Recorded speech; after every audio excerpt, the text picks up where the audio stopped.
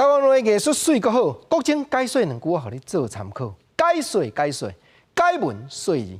讲起来，南北二路城市乡村有争差，这是台湾目前大的问题。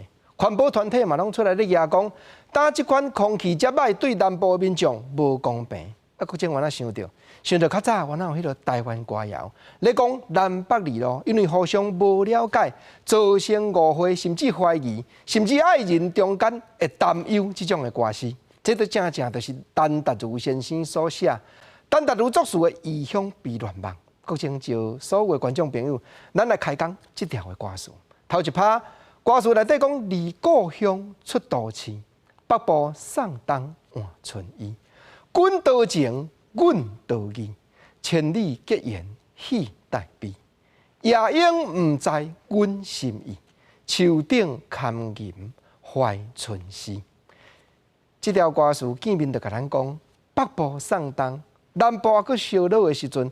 北部已经换春天时的衫了，我就是对南部离故乡出都市，来到北部甲你相逢，千里结缘。毋过夜莺毋知阮心意，夜莺毋知影讲，我是一半欢喜一半悲，踮伫咧树顶，空吟怀春诗，吟出少女的心声。陈达如先生所写这条《异乡悲乱梦》是条歌词，写起真雅真感动人。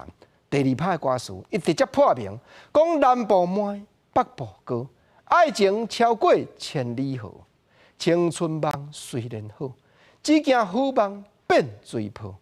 爱情愈好愈烦恼，你负我贫要如何？陈达如的歌词确实够写，见面破明讲南部慢，北部高，爱情超过千里的银河，比较牛郎织女感情较深。毋过，我是烦恼讲好梦无定会变水泡。你会记得讲陈达如另外一条台语歌则安平对上曲，两拍歌词一路一直唱，讲风吹金发思情浓。到第二拍收煞迄句则讲，毋知我的老爸当即摆是生也死啊，伊是荷兰的准医。